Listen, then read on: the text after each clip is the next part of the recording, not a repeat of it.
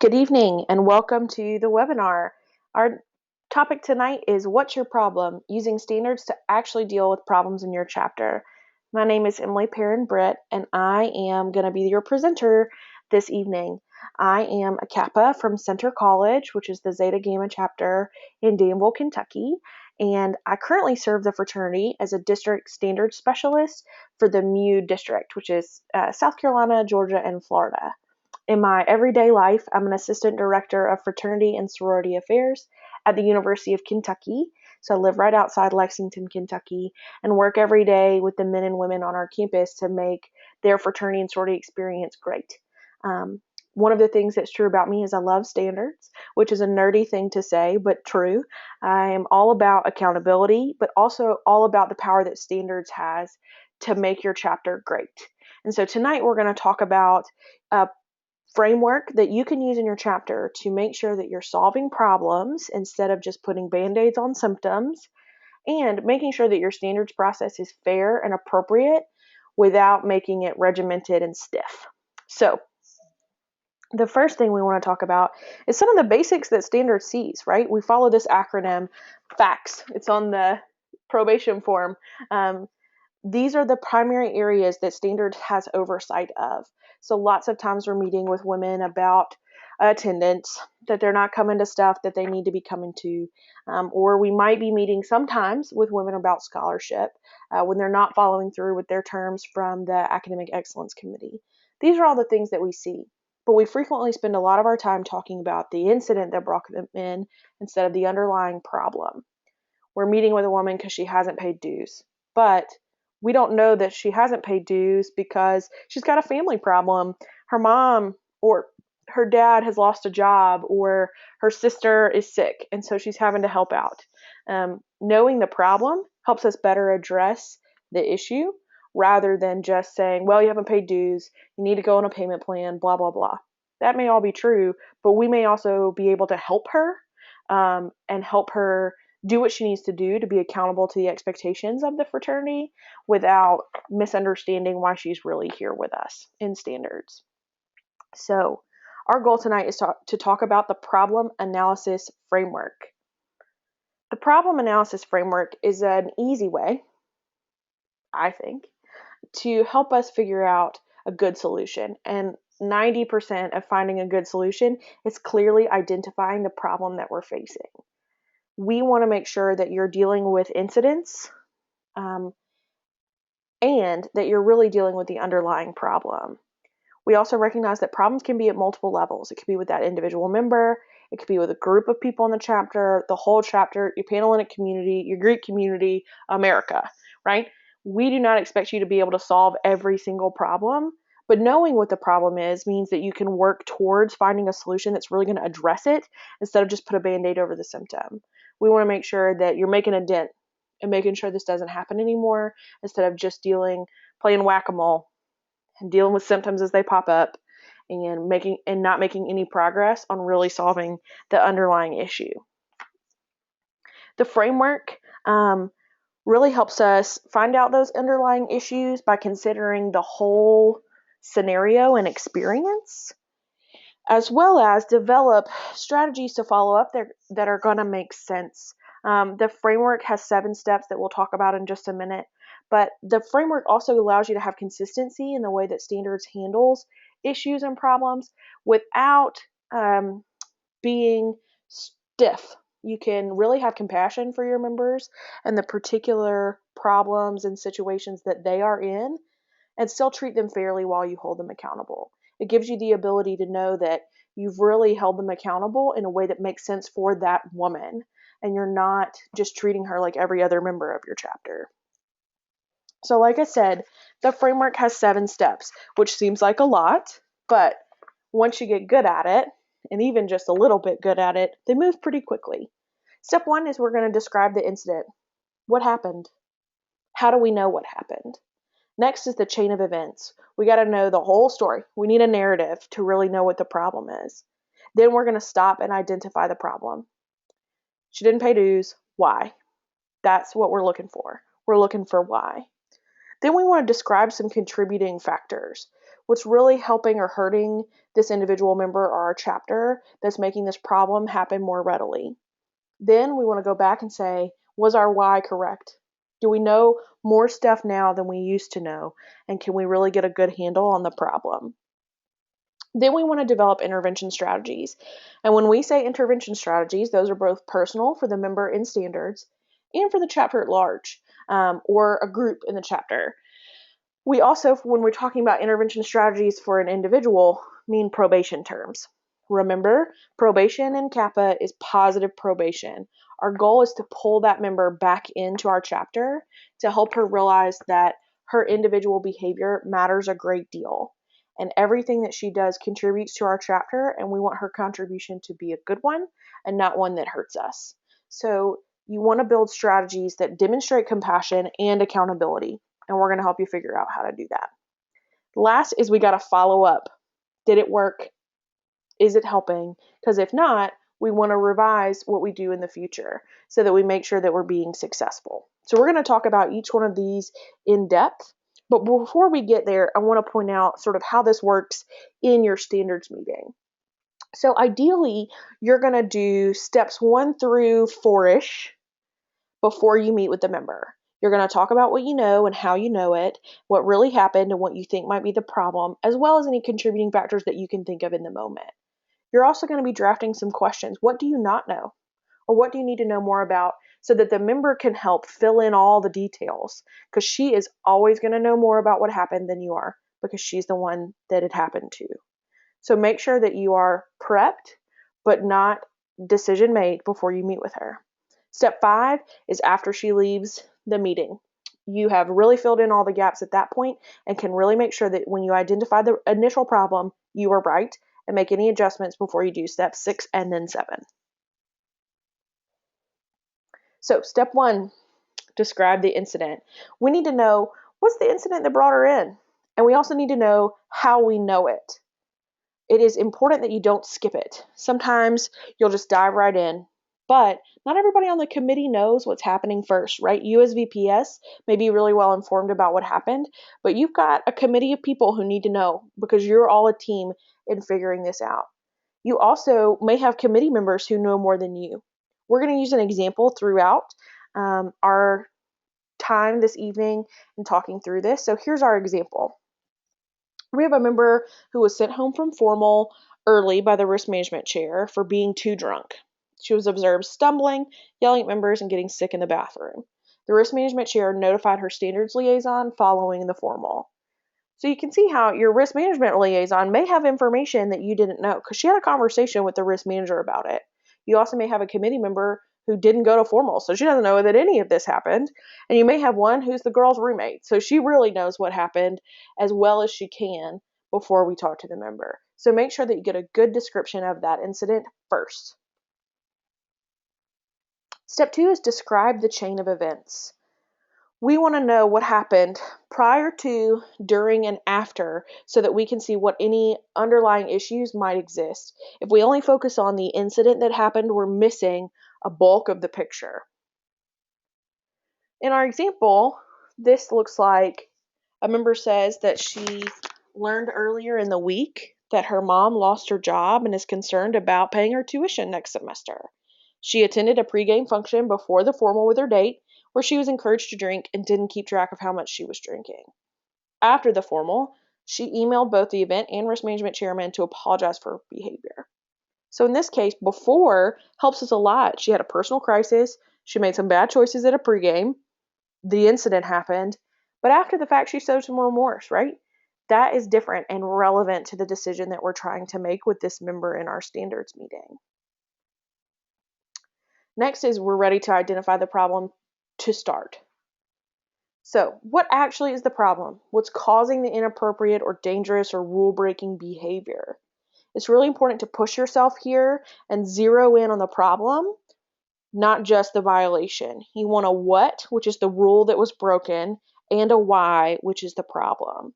Advisors, this is your moment to help the committee really strongly develop questions that they have and help them see things that they may not have realized in advance. You may have knowledge of this member's behavior from before, If she's an upperclassman, she may have been in before, and the VPS may be new, and you may have committee members who aren't familiar with that.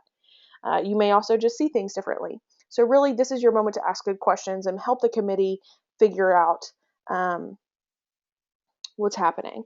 This is also the moment, I think social media is a good way to explain this, to recognize that it's not the incident that is causing the problem, it's what actually happened. So you might have lots of times I see standards minutes with inappropriate social media as the reason members and standards.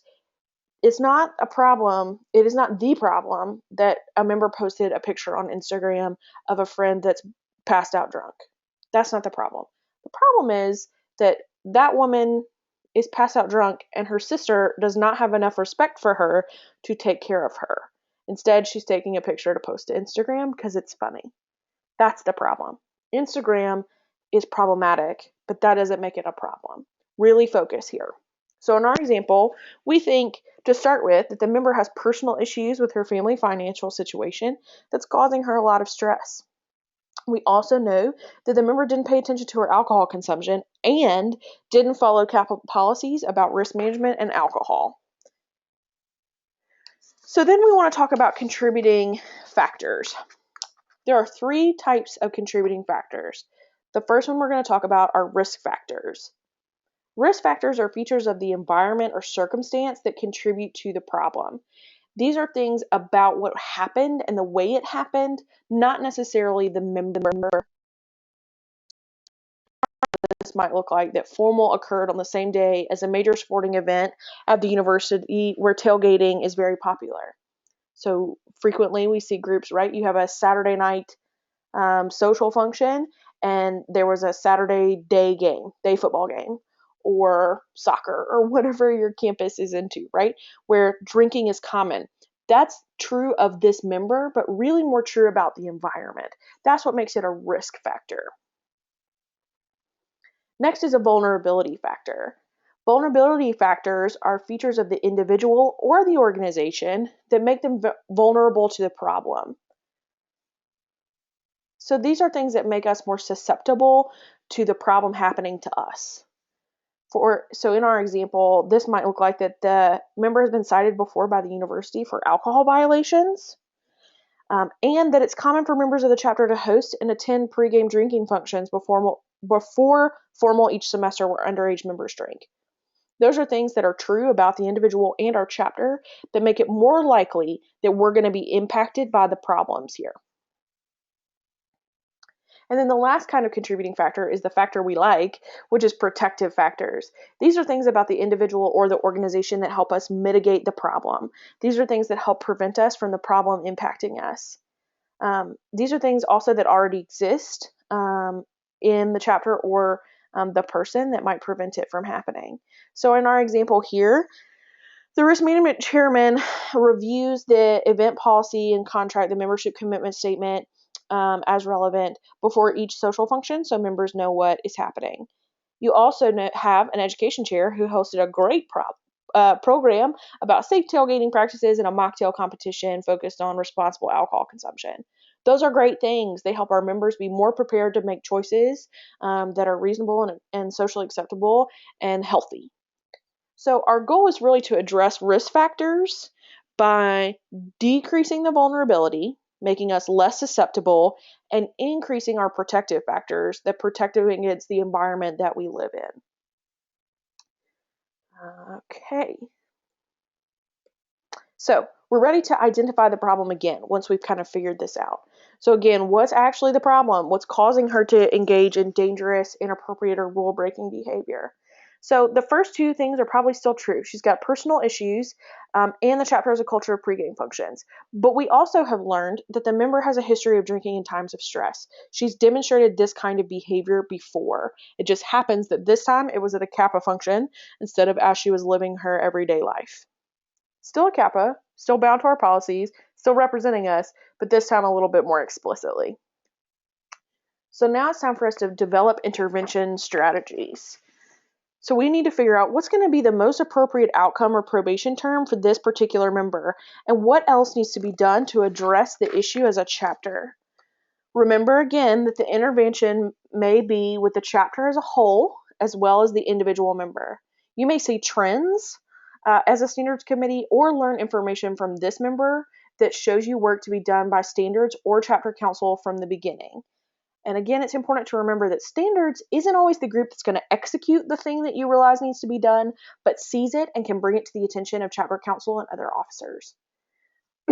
So, for example, moving a little bit away from our risk management example that we'll get to in just a second, excuse me, maybe your chapter is having problems with attendance. You have a trend where attendance is really bad at chapter.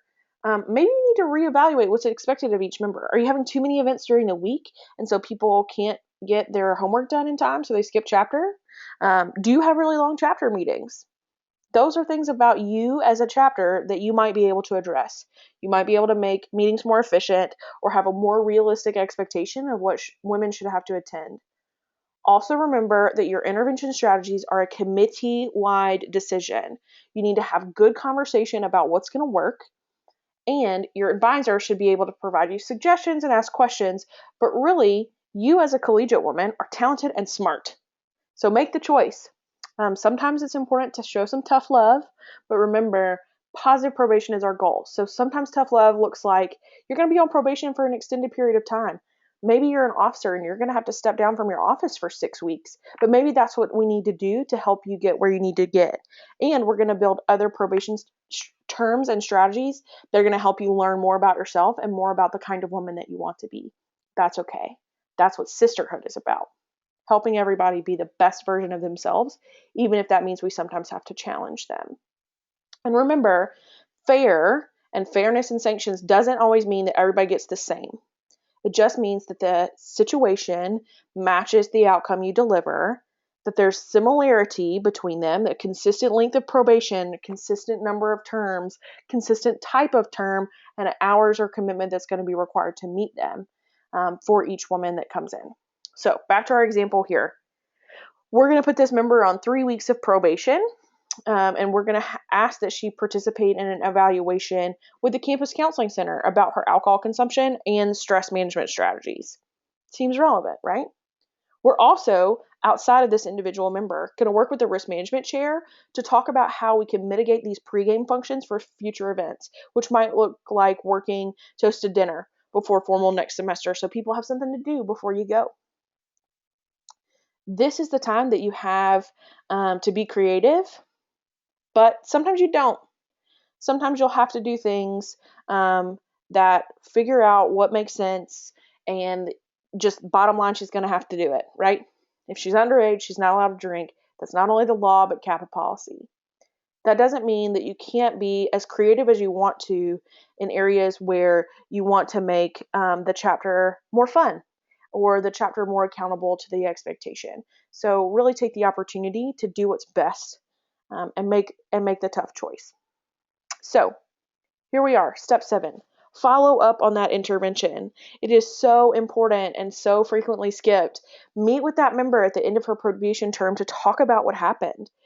Also, if you're putting on a member on a longer probation, so let's say maybe 5, 6, up to the maximum of 10 weeks, you might want to meet in the middle of that probation as well to see how it's going so that you can help, especially if they're not meeting their expectations of probation, help them figure that out and get back on board so you don't have to extend their probation at the end. But you want to meet at the end to make sure that you were building something that worked, that you can hear that she learned from the opportunity, and standards has done as good a job as you can, right? If you don't ever follow up, you'll never know.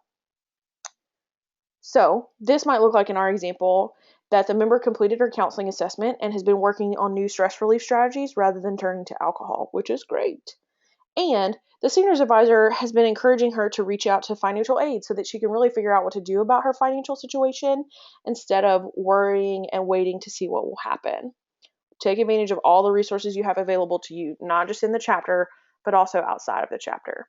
When it comes to follow-up, one of the things I recommend is go ahead and schedule that follow-up meeting in the initial standards meeting. You know, you have to fill out on the form when the probation ends, so go ahead and say, you're going to come back on this date at this time and we're going to talk about your probation. There's also a spot at the bottom of the minutes template where you can put probation and follow-up. I have some great chapters that just copy and paste from the original minutes. What happened, what was decided, and the outcomes at the bottom. So every week they just go back and say, her attendance is still good, or she accomplished this part of her probation terms. So they're constantly thinking and talking about it. That's it. You made it all the way through step 7. And again, this might seem like a lot of steps and a lot to think about, but it's really just a guide for how you think about the conversation you're having with women and standards and how you're setting your women up to be successful. Don't just put her on probation and assign her a reflection paper about her social media post. What was the content that made it inappropriate? That's the problem. Address that problem in addition to the issue that brought her in. The best way to accomplish this easily is to ask good questions. And the first step in that is getting prepared in advance.